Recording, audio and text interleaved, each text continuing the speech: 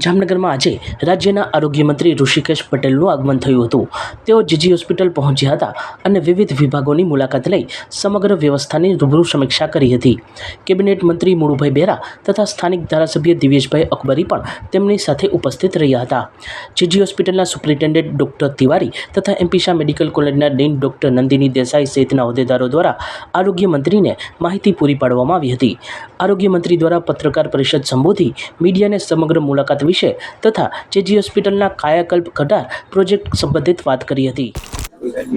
છેલ્લા 2 દિવસથી સૌરાષ્ટ્રના પ્રવાસે અને એમાં પણ ખાસ કરી પોરબંદર અને જામનગર આપણી સરકારી સેટઅપમાં આવેલી હોસ્પિટલ અને મેડિકલ કોલેજ એમાં નાની અને મોટી પાયાકીય સુવિધાઓ અને ભવિષ્યમાં પ્રગતિમાં આવવાવાળા કામો આ બધાનો એક રિવ્યૂ અને સાથે સ્ટેટ અને નેશનલ જે પ્રોગ્રામ છે એનો રિવ્યૂ અને સાથે દર્દીઓને અહીંયા કોઈ નાની મોટી હાલાકી ના પડતી હોય, મેડિકલ પ્રોસિજર સમયસર, ઓપીડી ટાઈમસર, દવાઓનો જથ્થો પૂરતો અને બાકીની મેડિકલ ઇક્વિપમેન્ટ્સની વ્યવસ્થાઓ આ બધાનો એકંદરે એક જેને કહેવાય કે સામૂહિક એવો તમામ અહીંયા જે વ્યવસ્થાઓ છે એનો એક જાયજો લેવા, એક રિપોર્ટ અને એમાં સરકાર તરફથી કોઈ ખૂટતી કડીઓ હોય તે ખૂટતી કડીઓ માટે આ અમારી મુલાકાત હતી. અને સાથે અમારા બંને કમિશનર પણ છે, સાથે અમારો પીઆઈયુનો સ્ટાફ,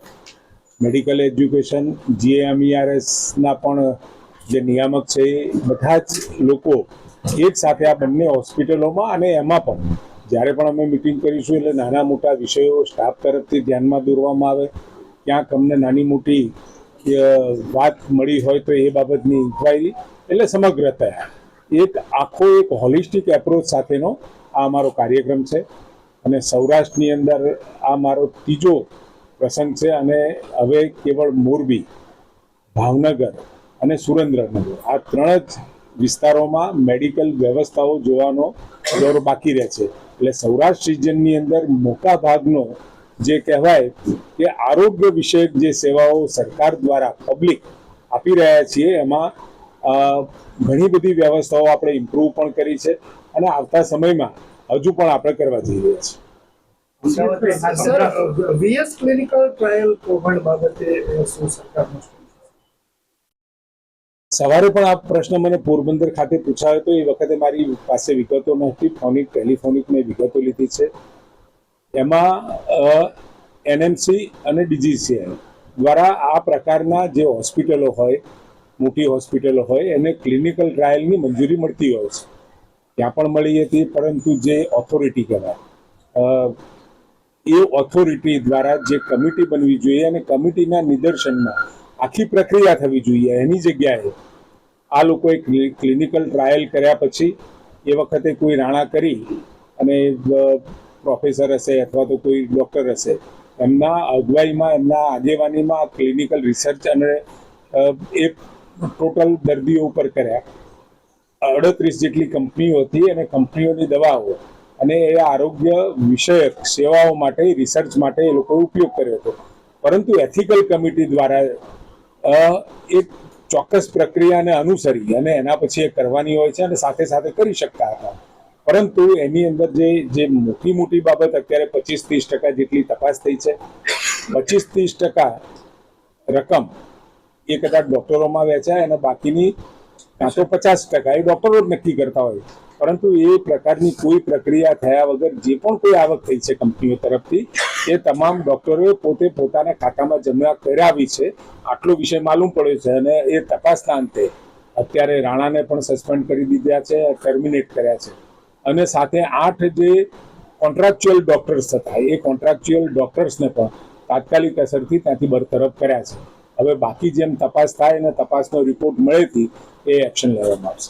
5 વર્ષમાં કેટલા આ રીતના રિસર્ચ થયા છે અને એથિકલ કમિટીની જે છે ભલામણ છે હજુ ફરિયાદ મળે છે, રિપોર્ટ આપ્યો છે ને રિપોર્ટના આધારે અને તજજ્ઞો કહેવાય એવા લોકોએ આ તપાસ કરી છે અને પ્રાથમિક અહેવાલ છે કે ભાઈ આમાં આ વિષયની અંદર આવું ક્યાંક આપણને ક્યાંક ક્ષતિઓ માલુમ પડે છે અને ક્યાંક ગેરરીતિ પણ માલુમ પડે છે. એ પ્રકારનો રિપોર્ટ આપ્યો છે. એના ઉપર ડિટેલ ઇન્વેસ્ટિગેશન પણ થશે. એના પછી સમગ્ર બાબતો આપણા ધ્યાનમાં આવશે. ખાસ કરીને પ્રાણીઓ ઉપર રિસર્ચ થવું જોઈએ, પરંતુ એ થયું નથી અને સીધા અરે ભાઈ, એ જ વિષય છે કે ડિટેલ તપાસ હજુ બાકી છે. પ્રાથમિક અહેવાલ આવ્યો છે ને પ્રાથમિક અહેવાલના અંતે તરત જ કોર્પોરેશને પગલાં પણ ભરી દીધેલા છે. સાહેબ, ખાસ કરીને મેડિકલ કોલેજમાં રેગિંગની ઘટના બનતી હોય છે, તેના માટે વારંવાર ફરિયાદ ઉઠતી, તેના માટે રેગિંગ માટે અને ખાસ કરી જ્યારે મા બાપનું પોતાનું સમગ્ર જીવન અને પોતાની આશાઓ પોતાના સંતાન પ્રત્યે અને ડૉક્ટર બનાવવાની ચાહના લગભગ લોકોમાં હોય છે અને ડૉક્ટર માટે એડમિશન મળે અને એડમિશન મળ્યા પછી ત્યાં ક્યાંક હેવી પ્રેશરના કારણે, હેવી એટલે કે એજ્યુકેશનલ, એના કારણે કેટલીક વખતે ડૉક્ટરો છોકરાઓ જે ભણતા હોય છે એમના ઉપર પ્રેશર પણ આવતું હોય છે, માનસિક રીતે એ પણ થતા હોય છે. અને સાથે રેગિંગ વાળી જે ઘટનાઓ તમે કહી, રેગિંગ કમિટી પણ હોય છે અને કોલેજો દ્વારા આપણે વારંવાર એ લોકોને, વિદ્યાર્થીઓને સામૂહિક ભેગા કરી એક મેન્ટલ ફિટનેસ માટે અને સાથે આ પ્રકારની ઘટનાઓ ના બને એના માટેનો સતત પ્રયત્ન કરતા આવીએ છીએ. છતાંય ક્યાંક ક્યાંક છૂટક મૂટક ઘટનાઓ બની જાય છે ને એના માટે જે પણ કોઈ જરૂરી કડક પગલાં લેવા પડે લઈએ છીએ. રિનોવેશનના કારણે કોલેજના પાર્કિંગમાં શિફ્ટ થાય છે, એના વિશે તમારે શું કહેવું છે? એ નિર્ણય કેટલો? પાર્કિંગમાં જ્યાં પણ તમે ઓપીડીની વાત કરો છો, ઓપીડી થઈ છે, એ ઓપીડી ખુલ્લામાં તો થતી નથી. ટેબલ ને ખુરશી નાખીને પ્રોપર વ્યવસ્થા કરીને થાય. પાર્કિંગની જગ્યા પણ વ્યવસ્થિત છે. જ્યારે પણ કોઈ નવા ફેઝની અંદર નવા બાંધકામ, નવા કન્સ્ટ્રક્શન કરવા માટે થોડુંક આ ટ્રાન્સફોર્મેશન પીરિયડ કહેવાય. એક સારી જે જૂની વ્યવસ્થાઓ હતી, જૂની વ્યવસ્થાઓમાં નવી આધુનિક વ્યવસ્થા તરફ જામનગર જઈ રહ્યું છે એટલું ચોક્કસ કહીશ. એ દરમિયાન જે પણ કોઈ ઓપીડી ત્યાં થઈ રહી છે, પ્રીફેબ સ્ટ્રક્ચર પણ આપણે ત્યાં બનાવીશું અને ઓપીડી ત્યાંથી ચાલશે. એ દરમિયાન નવી વ્યવસ્થાઓ ઊભી થતા બધી શિફ્ટ થશે. અને તમારી જાણ સારું, લગભગ 1700 જેવા બેડ અહીંયા જામનગરમાં છે. એ બેડમાંથી વધી અને લગભગ 2200 જેવા બેડ અહીંયા થવાના છે. અને સાથે સુપર સ્પેશિયાલિટીની સાથે કેન્સરનું તો આપણે ચાલી રહ્યું છે અને કદાચ આવતા સમયની અંદર વધુ વ્યવસ્થાઓ. અને જામનગર માટે તો ખૂબ સરસ વિષય છે. ન્યુરોલોજીના ડૉક્ટર્સ મળતા નથી અને અહીંયા એ ડૉક્ટરો દ્વારા સારો પ્રયત્ન કરી ન્યુરોલોજીની વ્યવસ્થા અને આજુબાજુના સમગ્ર વિસ્તારમાં એ વ્યવસ્થાઓ પણ આપણને મળી રહી છે. બધી વ્યવસ્થા, કોઈ અકસ્માત થાય કે એના માટેની કોઈ વ્યવસ્થા, ફાયર સેફ્ટી, કોઈ પણ આજે ઘટના છે તો અકસ્માત કોઈ પણ થવાની છે તો એના માટે જ્યાં પણ ઓપીડી થાય છે ત્યાં આગળ પૂરતી વ્યવસ્થા અને કાળજી લેવામાં આવી રહી છે અને ક્યાંક નાની મોટી ક્ષતિ હશે તે ચોક્કસ પૂરતા કરીશું.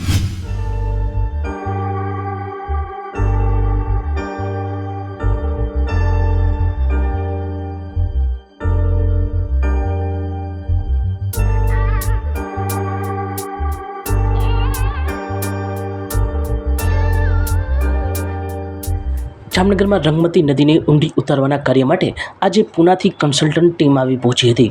આ ટીમ દ્વારા દરેડમાં શ્રી ખોડિયાર મંદિર તથા આસપાસના વિસ્તારમાં નિરીક્ષણ કરવામાં આવ્યું હતું. નગરપાલિકા દ્વારા આજરોજ જે જલશક્તિ અભિયાન તથા સુજલામ સુફલામ યોજના અંતર્ગત રંગમતી રિવર નદીને જે પહોળી કરવાનું અને સફાઈ કરવાનું કામકાજ ચાલી રહ્યું છે, એ બાબતે જે કેટલું રિવરનું ચેનલાઇઝેશન કરવા માટે અને કટિંગ ક્લીન કરવા માટે જે આપણે કન્સલ્ટન્ટની નિમણૂક કર્યું છે એની ટીમ આજરોજ મુલાકાત લીધેલ છે અને એનો ડેટા દેવા માટે આજે આવી છે. જામનગરમાં હાપા માર્કેટિંગ યાર્ડ પાસે મહાનગરપાલિકાની ડોર ટુ ડોર ગાર્બેજ કલેક્શનમાં વપરાતી ગાડીઓમાં આગ લાગતા અફરાતફરી મચી ગઈ હતી. ફાયર બ્રિગેડના જવાનોએ આગ બુઝાવી હતી. આગમાં 8 ગાડી સળગી ગઈ હોવાનો અહેવાલ છે. સદનસીબે કોઈ જાનહાનિ થઈ ન હતી કે કોઈના દાઝી જવાની ઘટના પણ બની નથી. સચોટ સમાચારો સૌથી ઝડપી મેળવવા માટે અમારી ચેનલને સબસ્ક્રાઇબ કરો.